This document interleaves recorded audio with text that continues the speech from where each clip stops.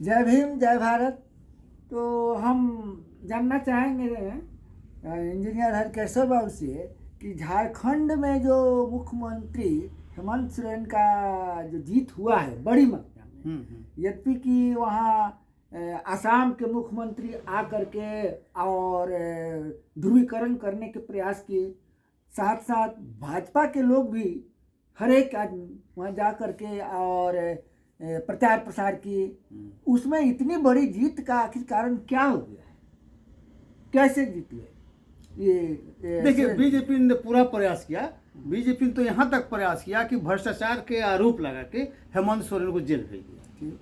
ये मान लीजिए कि उनका जो अपना नुक्सा है कि जो मुख्यमंत्री को ही जेल भेज दो, ताकि उसको आरोप लगा दो, उसका मुंह काला कर दो, ताकि आसानी से पब्लिक हमारे पक्ष में आ जाएगी, हम जीत जाएंगे। हाँ, तो उसमें तो मुक्त होकर के आ नहीं, लेकिन ये मान लीजिए कि उन्होंने जो किया उसको हेमंत सोरेन का, और उसमें नया मान लीजिए कि हेमंत सोरेन की जो पत्नी है कल्पना सोरेन का उसी में अभ्युदय हो गया। और कल्पना सोरेन जो है इतना ज्यादा प्रभावशाली भूमिका में आ गई, और एम्स ये भी आ गए, ये क्या कर रहे हैं हमारे हेमंत सोरेन भी।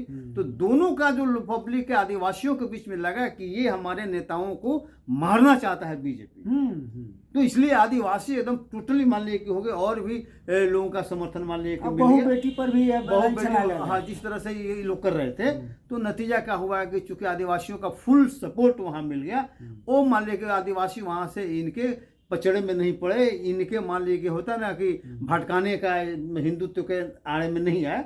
नतीजा हुआ किस तरह का रिजल्ट आया। अगर इस तरह का हर एक जगह होने लगेगा, उनका भटकाव में आना लोग बंद कर देगा, भटकाव में आना बंद कर देगा, तो इसी तरह का रिजल्ट क्या बिहार में शेड्यूल कास्ट के लोग उससे शिक्षा लेकर के कुछ निर्णय लेंगे? देखिए, शेड्यूल कास्ट का ये है कि शेड्यूल का कोई लीडर है ये नहीं है।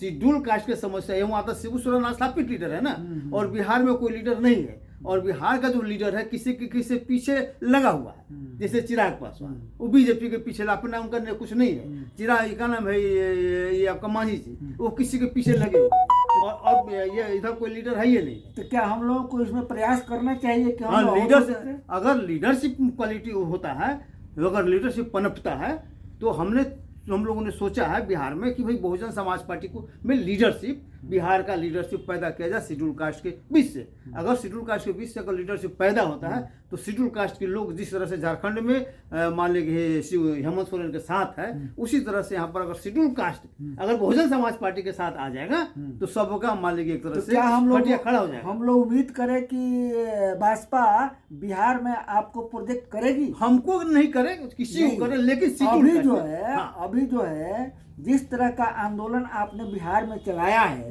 उस तरह का अगर आपको प्रोजेक्ट किया जाए, तो हम उम्मीद करते हैं कि सिर्फ शेड्यूल कास्ट ही नहीं, हाँ, अति पिछड़ा मेरा हम लोग का प्रयास है कि शेड्यूल कास्ट, अति पिछड़ा, ये ही दोनों प्रताड़ित है। तो जो प्रताड़ित वर्ग है वर्तमान में, अगर ये दोनों एक हो जाता है, तो मान लीजिए कि ये लोग किसी को प्रताड़ना तो नहीं करेंगे, अपना सिर्फ प्रताड़ना से बचने का प्रयास करेंगे, यही करेंगे, है कि नहीं? और ऐसा नहीं कि दूसरा का अधिकार छीनने का ही लोग काम करेंगे, है कि नहीं? तो इसीलिए हम लोग इस प्रयास में हैं, और देखिए अगर संभव हो पाता है तो हो सकता है कि रिजल्ट आपका झारखंड जैसा यहाँ पर मान लीजिए देखने को मिलेगा। तो हम लोग इसी उम्मीद के साथ हम उम्मीद चाहेंगे कि भाजपा में इस तरह पर विचार किया जाए, निर्णय लिया जाए कि बिहार में एक सशक्त पार्टी बने और उस तरह का लीडरशिप यहाँ बनाया जाए। Thank you. जय भीम, जय भारत।